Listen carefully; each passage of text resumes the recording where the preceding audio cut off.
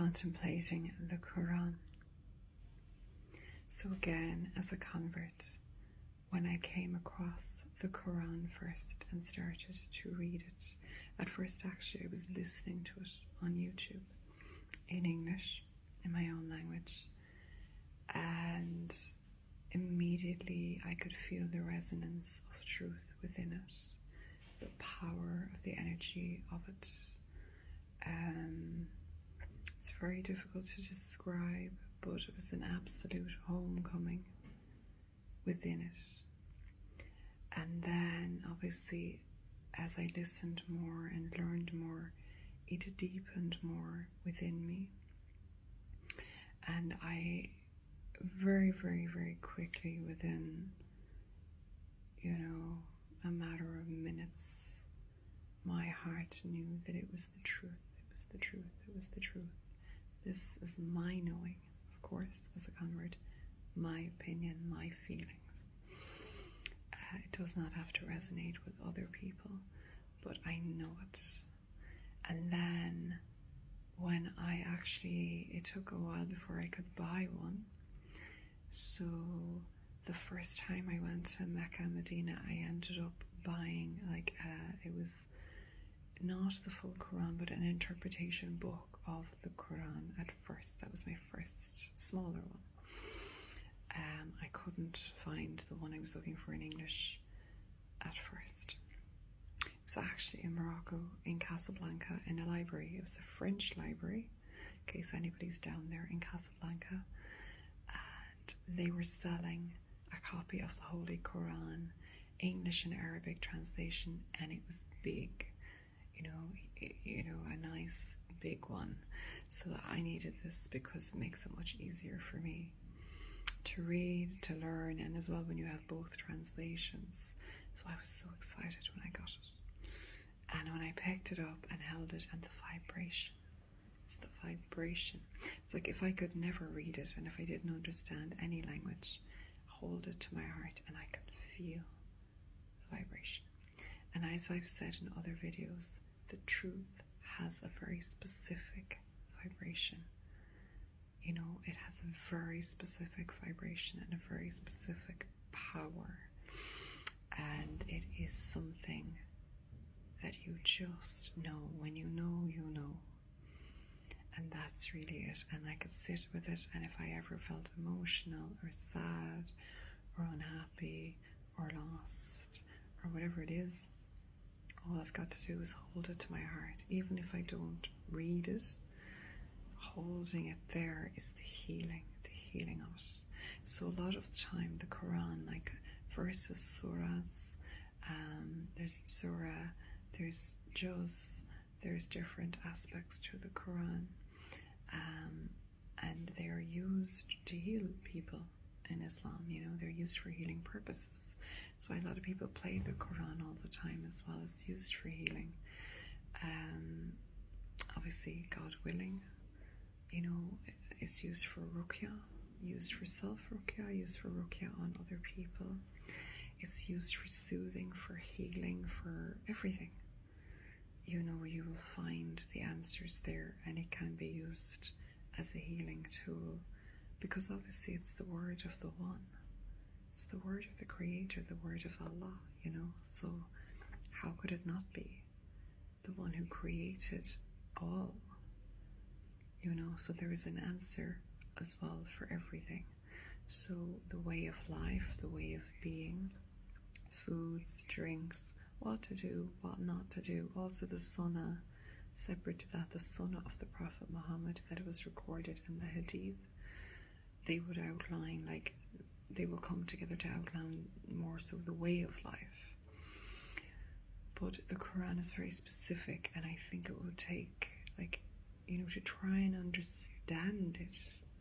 It's incomprehensible, a lot of it. I mean, we can understand what we can understand as humans, but I keep going back, and when I do go back and I look at different aspects of it, it's baffling. Even just for example, the start of different verses or surahs in the Quran, you might have, say, Alif, Lam, Mim, And even looking at those words and their meanings, like, it's huge. There's a huge amount of hidden meaning as well that I feel you would need to be a scholar to understand a lot of it. But you can get the sensation and the feeling and the word, even the word Allah, the word God, the word creator, and so on. So for me, the Quran it's just opened up my world. It's opened up my heart, my world, my life to the missing piece of the puzzle that I spent years in search of. Years. I went into all different types of practices and learning and knowing to try and find where I was at within it, including Buddhism. I went and stayed in monasteries, in convents, with the Hare Krishnas, with all these different types of practices. Like, I was going to go to Thich Nhat Hanh, he's dead now, he was a Buddhist monk. I was going to go and stay in his, where he lived at the time, I can't remember the name of it now. And I had all of these different things, and I did a lot of retreats, hermitages, all of these things to try and get close to the answer that I was seeking. Like, I went to different countries, I stayed in Buddhist centers, stayed in France for weeks in the Kadampa Center, in the Buddhist Center, and everyone to their own, but I couldn't resonate with it. I was there for weeks, and I was sitting there saying, I've been doing meditation for years. I've been doing Buddhist meditation.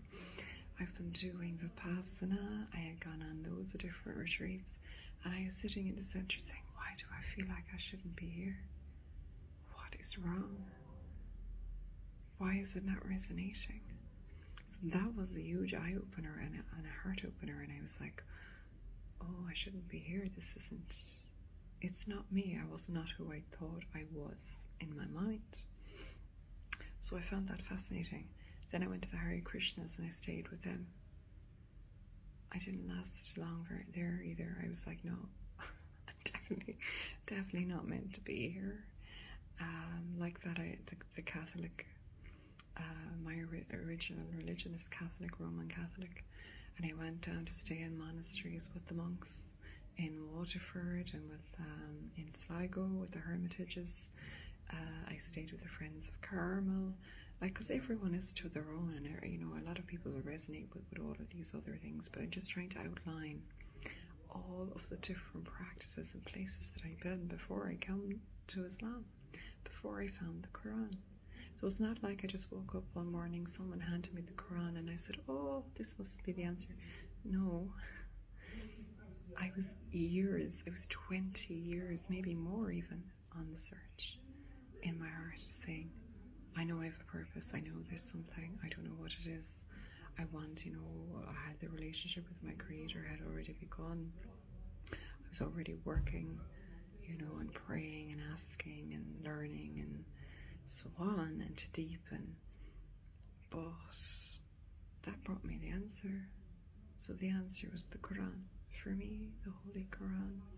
And I'm so blessed, and I know I'm so blessed in my life, and to have been in Saudi Arabia and to Mecca and Medina twice has been such a blessing to my life. Although the process has been inside out, I describe it as the caterpillar coming through the chrysalis and really the squeezing of it, and how challenging it has been to attempt to move forward in it. Like, it definitely has not been easy, but it is worth it. And it's worth it, and I really like to share that and the importance of that for anybody who feels like giving up. Don't give up. It's backwards, it's forwards, it's backwards, it's forwards. It's our path, whatever God decides, whatever Allah wants. So it's about surrender and truth and surrender and acceptance of what is.